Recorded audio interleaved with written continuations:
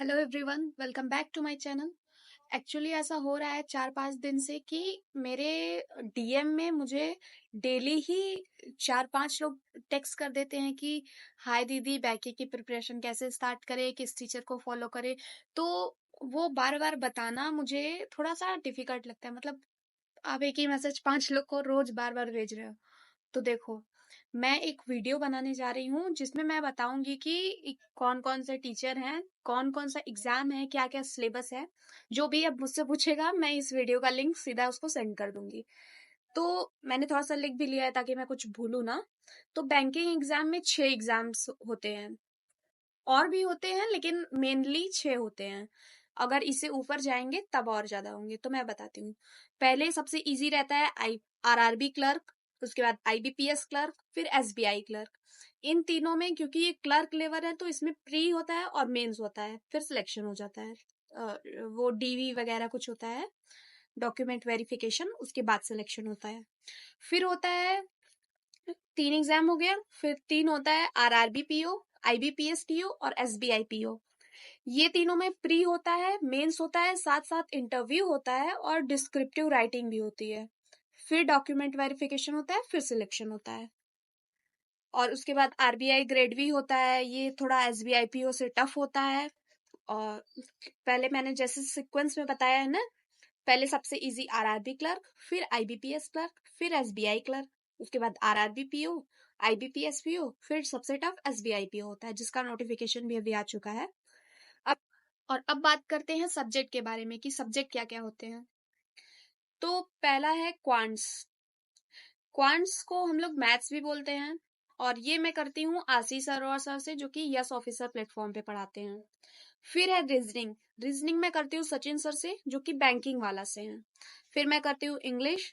English मैं करती हूँ अनुभव गोस्वामी सर से, जो कि अड्डा 24/7 से हैं। फिर जो नेक्स्ट सब्जेक्ट है वो है कंप्यूटर।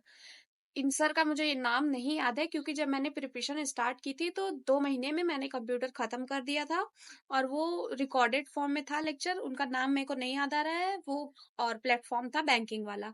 और आप यूट्यूब से भी कर सकते हो कंप्यूटर को। फिर है नेक्स्ट है सीए, जीए और बीए। मतलब कि करेंट अफेयर, जर्नल अवेयरनेस और बैंकिंग अवेयरनेस। करेंट अफेयर में जो डेली की न्यूज होती हैं वो कवर की जाती हैं। जीए जनरल अवेयरनेस में जो स्टैटिक फॉर्म होता है वो कवर किया जाता है। स्टैटिक फॉर्म मतलब स्टैटिक जीके, जो पुरानी चीजें हैं उसको कवर किया जाता है। फिर बीए बैंकिंग अवेयरनेस, इसमें बैंकिंग से रिलेटेड जितने भी बैंकिंग की हिस्ट्री, बैंकिंग में क्या होता है, कैसे होता है, वो सब होता है।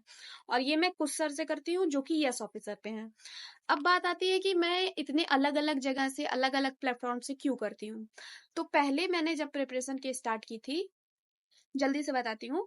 तो उसमें मैंने जो प्लेटफॉर्म फॉलो किया था उसमें मुझे कुछ टीचर्स से समझ आया था, कुछ से नहीं समझ आया था। तो जो सब्जेक्ट मुझे नहीं समझ आया था उसको मैंने चेंज किया, और चेंज करके जिनसे समझ आ रहा है उनसे कर रही हूँ। इसीलिए अलग अलग लोग हैं, और कुछ उस प्लेटफॉर्म से निकल के उस पे चले गए तो बच्चा भी वहीं जाएगा क्योंकि वो टीचर उसे अच्छे लगते हैं। तो कुछ ऐसा हुआ है। बाकी आपको एक जगह से पढ़ना है तो मैं सजेस्ट करूंगी यस ऑफिसर। यस ऑफिसर में क्या है, वहां से 2 टीचर को तो मैं फॉलो कर रही हूँ। करेंट अफेयर में कुछ सर, और क्वांट्स में आशीष सर, और इंग्लिश में वहां आपको मिलेंगी निमिषा बंसल मैम, और रीजनिंग में अंकुश सर। उनका भी काफी काफी बच्चे उनसे पढ़ते हैं, बहुत अच्छे हैं वो सब टीचर्स। तो ये इतना आप लोग को फॉलो करना रहेगा। इतने चीजें आप लोग को पढ़नी रहेंगी। बाकी अगर आपको टू डू लिस्ट वगैरह चाहिए तो आप मेरा टेलीग्राम चैनल ज्वाइन कर सकते हैं। और टेलीग्राम ग्रुप भी है जिसपे प्रीमियम पीडीएफ शेयर्स होती हैं, वो भी ज्वाइन कर सकते हैं। मुझे इंस्टाग्राम पे भी फॉलो कर सकते हैं।